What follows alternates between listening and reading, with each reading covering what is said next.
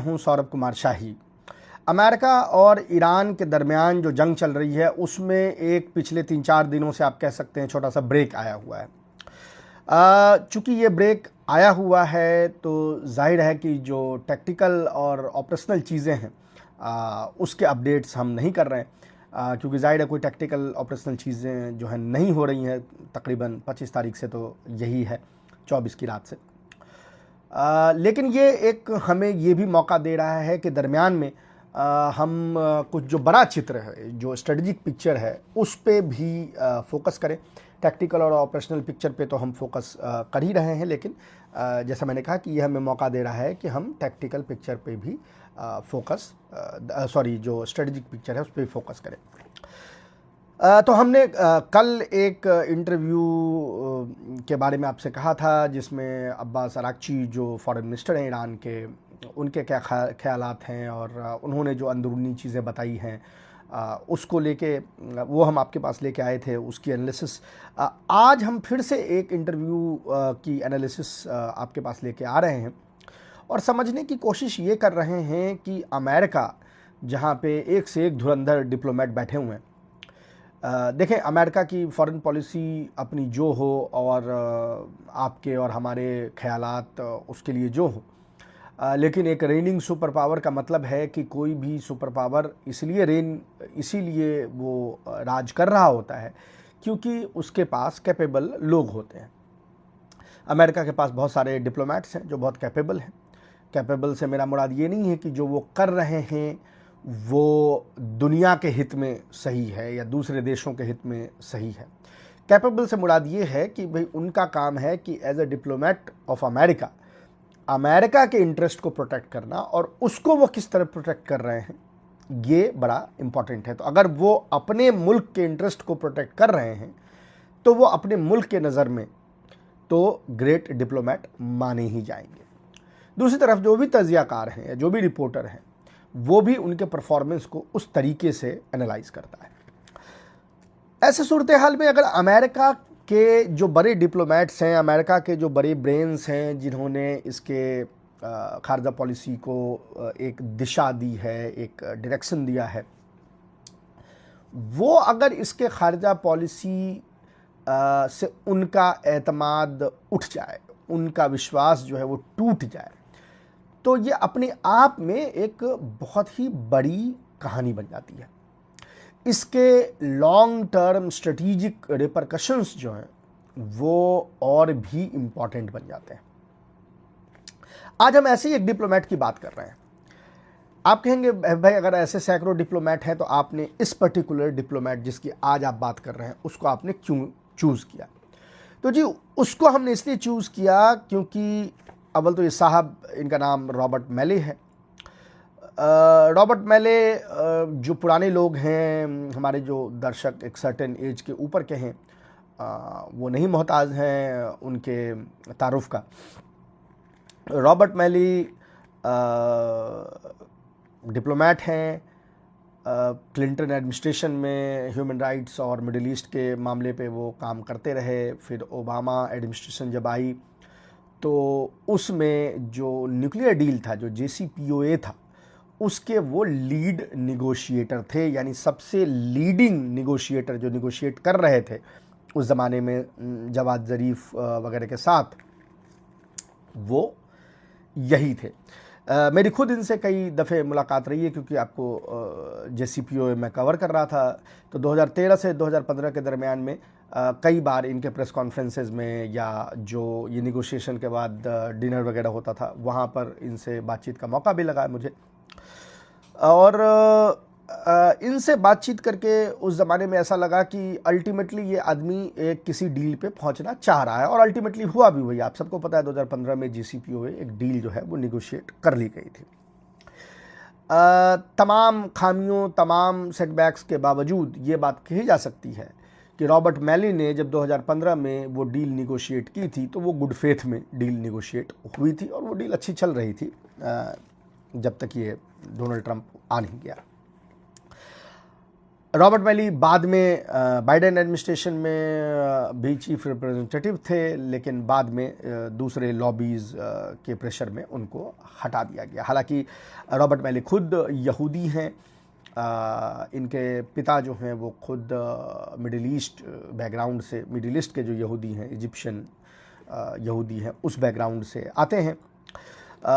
इसके अलावा जब हुकूमत में नहीं होते हैं तो इंटरनेशनल क्राइसिस ग्रुप वगैरह में काम कर रहे होते हैं, येल यूनिवर्सिटी में पढ़ाते भी हैं, यानी एक लंबा इनका एक्सपीरियंस है।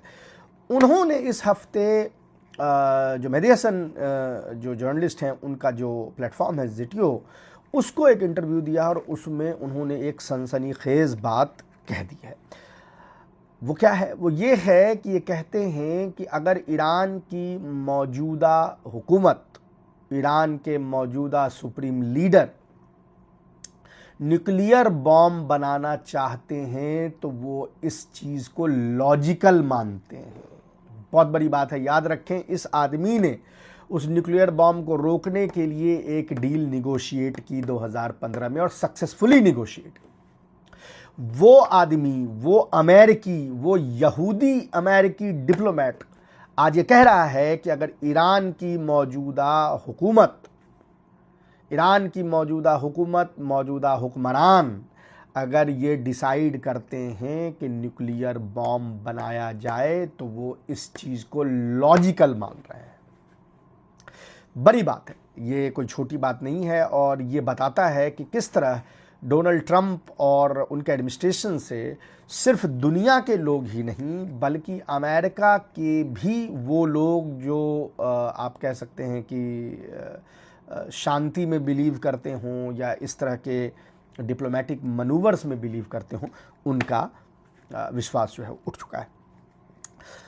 मैं कुछ लाइन वर्बेटिम पढ़ देता हूं जो उन्होंने इंटरव्यू में कही है, फिर हम उसके जो छोटे पहलू हैं उस पर भी बात करेंगे।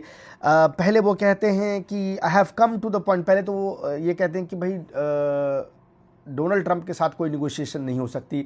अगर आप देखें तो ईरान के जो प्रिंसिपलिस्ट हैं उनका पोजीशन भी लगभग इसी तरह से है, और इनके एग्जैक्ट लाइन में पढ़ रहा हूँ।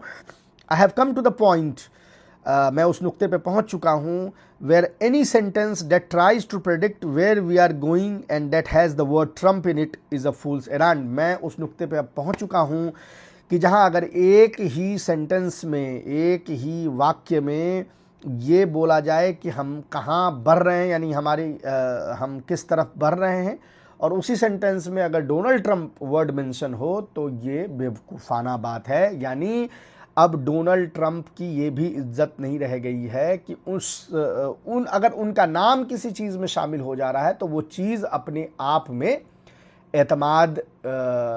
काबिल एतमाद जो है वो नहीं रह जा रही है। ये इनका अपना बयान है।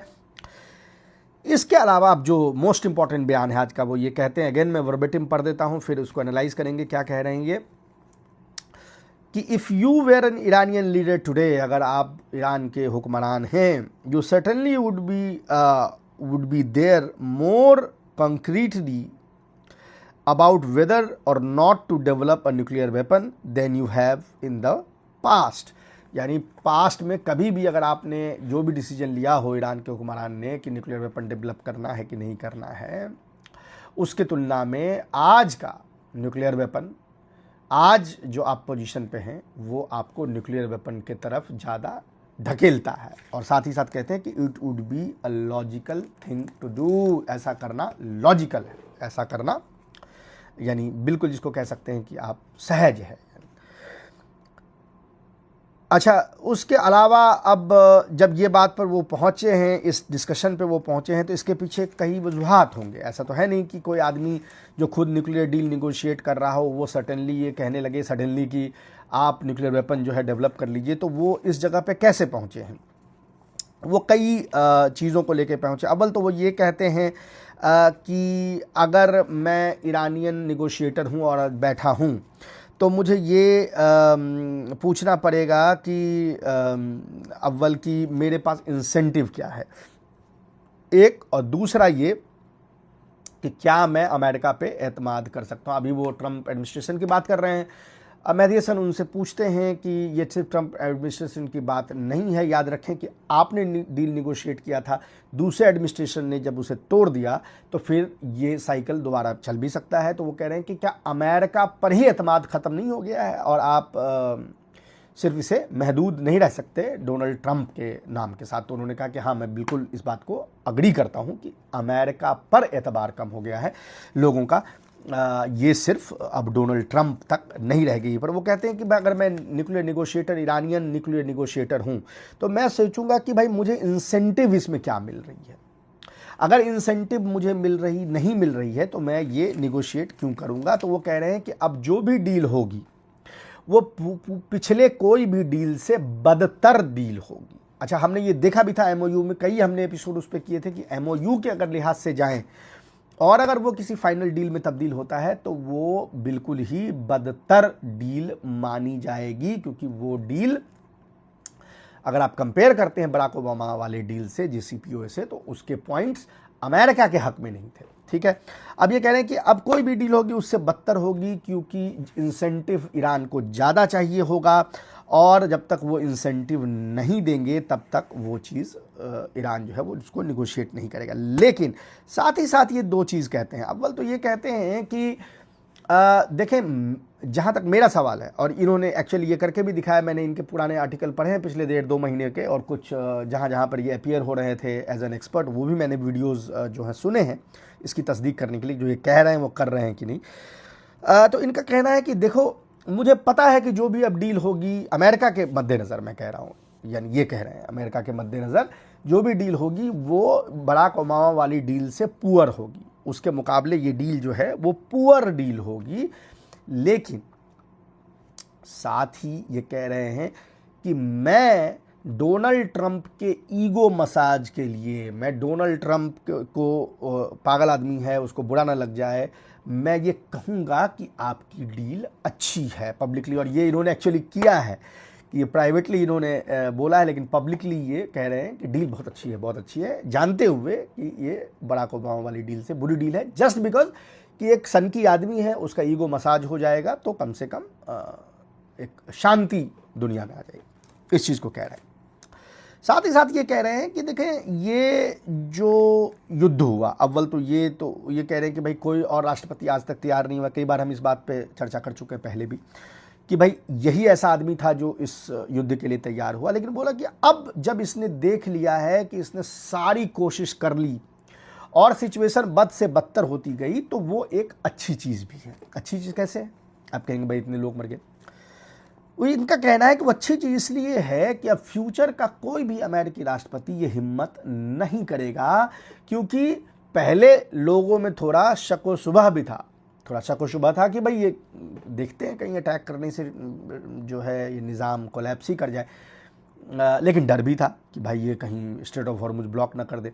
लेकिन अगेन शक भी था कि क्या इनके पास कैपेबिलिटी है कि ये स्ट्रेट ऑफ हॉर्मुज ब्लॉक कर सकते हैं। अब ये सारे जवाब मिल गए, निज़ाम कोलैप्स नहीं हुआ, स्ट्रेट ऑफ हॉर्मुज ब्लॉक हो गया। तो अब वो इफ एंड बट, वो थोड़ा सा वो जो शक की जो गुंजाइश थी, उस गुंजाइश को इसने खत्म कर दिया। तो ये कह रहे कि अब आगे का कोई भी राष्ट्रपति इसके लिए तैयार नहीं होगा। साथ ही साथ वो और भी चीज़ें कहते हैं जो हम आपसे डिस्कस करते रहे हैं कि जो यहूदी लॉबी का असर है वो धीरे धीरे कम होता जा रहा है।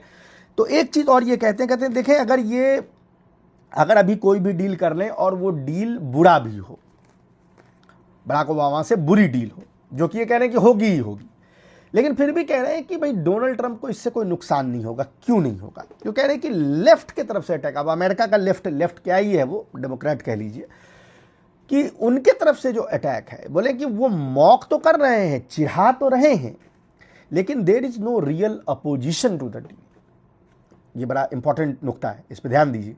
ये कह रहे हैं कि वो चिढ़ा रहे हैं, वो कह रहे हैं, आपने बराक ओबामा का भी इंटरव्यू सुना, हमने उस पर एक वीडियो भी किया था।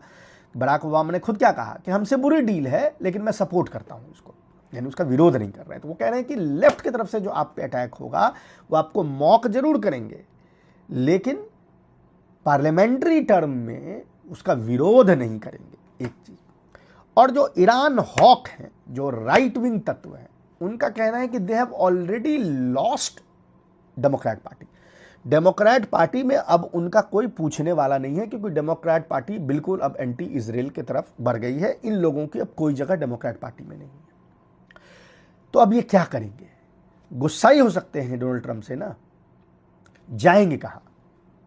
आपके पास कौन सी जगह है? अगर आप डेमोक्रेट पार्टी से के लिए अछूत हैं, निकाले जा चुके हैं ईरान हॉक्स, तो आप नाराज ही हो सकते हैं डील से ना। आपको अगर पॉलिटिकल रिहैबिलिटेशन चाहिए तो कोई एक घर तो चाहिए। अमेरिका में तो 2 ही पार्टी है। तो इनका कहना है कि आप क्या करेंगे जब आपके पास एक ही घर अब बचा है, जो राइट विंग का घर है, जो रिपब्लिकन पार्टी का घर है, जिस घर के मुखिया डोनाल्ड ट्रंप हैं। तो आप हाथ पांव मार के, अगर आपको घर में सोना, सड़क पे सोना अलग बात है, आप पॉलिटिकल विल्डरनेस में जाना चाहते हैं अलग बात है, लेकिन अगर आप पॉलिटिकल विल्डरनेस में नहीं जाना चाहते, पॉलिटिकली आप रिलीवेंट रहना चाहते हैं, पॉलिटिकल रिहैबिलिटेशन, पॉलिटिकल होमलेसनेस नहीं चाहते हैं, तो आप क्या करेंगे? आपके पास ऑप्शन क्या है? आपके पास ऑप्शन डोनाल्ड ट्रंप है।